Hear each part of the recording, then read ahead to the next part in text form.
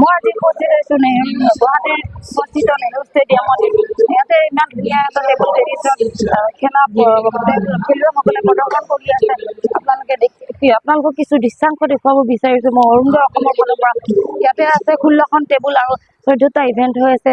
ইমান ধুনীয়া ধুনীয়া খেলুৱৈ ইয়াতে আমাৰ অসমখনক ৰিপ্ৰেজেণ্ট কৰি আছে।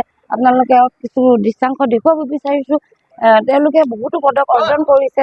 তেওঁলোকে বহুতো ৰাজ্যৰ পৰা আহিছে, অংশগ্ৰহণ কৰিছে। আমাৰ অসমখনক তেওঁলোকে ইমান সুন্দৰভাৱে ৰিপ্ৰেজেণ্ট কৰিছে। তাৰ কাৰণে আমি তেওঁলোকক অশেষ ধন্যবাদ যাচিছোঁ। আৰু তেওঁলোকে যাতে আগলৈ যাতে আৰু ধুনীয়াকৈ যাতে অসমখনক এনেকৈ খেলি কিনে যাতে আমাৰ অসমখনৰ কাৰণে যাতে পদক অৰ্জন কৰে, তাৰ বাবে তেওঁলোকলৈ মানে শুভেচ্ছা যাচিছোঁ। আগন্তুক দিনলৈ যাতে তেওঁলোকে আৰু যাতে বহিৰ্জগতলৈ গৈ যাতে আমাৰ অসমখনক ৰিপ্ৰেজেণ্ট কৰিব পাৰে, অসমখনৰ কাৰণে সুনাম অৰ্জন কৰিব পাৰে, তাৰে কামনা যাচিছোঁ। ইমান ধুনীয়াকৈ খেলি আছে। আপোনালোকে কিছু দৃশ্যাংশ দেখুৱাব বিচাৰিছোঁ।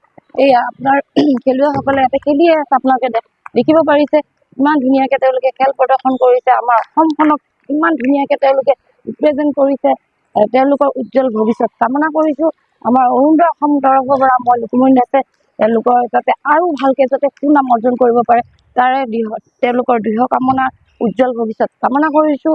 আকৌ যাতে তেওঁলোকে ধুনীয়াকৈ খেলি যাতে আমাৰ অসমখনক যাতে ৰিপ্ৰেজেণ্ট কৰে, বহিৰ্জগতলৈ যায় যাতে তেওঁলোকে পদক অৰ্জন কৰি আমাৰ অসমখনক সুনাম কৰে, তাৰে মই কামনা যাচিছোঁ। ধন্যবাদ।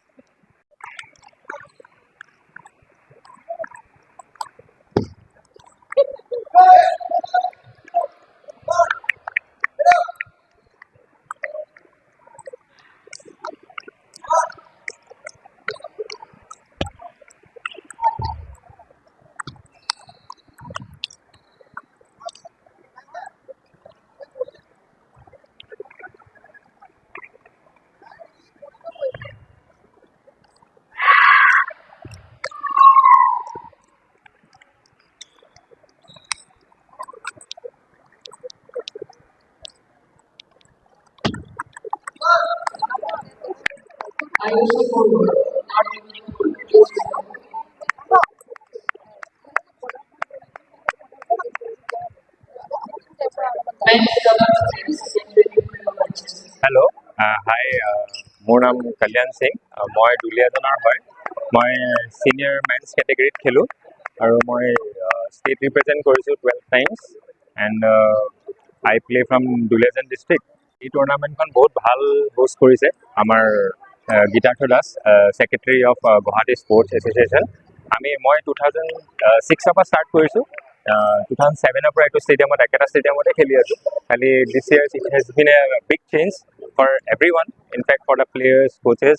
আৰু ইন টাৰ্মছ অফ কম্পিটিশ্যন, ল'ৰা ছোৱালীবিলাকৰ আপগ্ৰেডেশ্যনো বিৰাট ভাল হৈছে খেলবিলাক লৈ পিনি। আৰু মেইনলি প্ৰাইভেটাইজেশ্যন একাডেমিজবিলাক অসমত অহাৰ পাছত খেলবিলাক বিৰাটেই ভাল হৈছে। আৰু এতিয়া আমাৰ অসমৰ ৰিজাল্ট বহুত ভাল অল ইণ্ডিয়াত। আমাৰ প্ৰিয়ানুজ বুলি আমাৰ আণ্ডাৰ-17 প্লেয়াৰ যোনে ইণ্ডিয়া টীমত ৰিপ্ৰেজেণ্ট কৰিছে। দিব্যাংশ আছে, আমাৰ তৃষা গগৈ, অগ্নি ভাস্কৰ গোহাঁই, চবেই বহুত ভাল পাৰফৰ্ম কৰিছে। এণ্ড আই হোপ আমাৰ অসমলৈ আৰু সুনাম কৰি আনে। Thank U.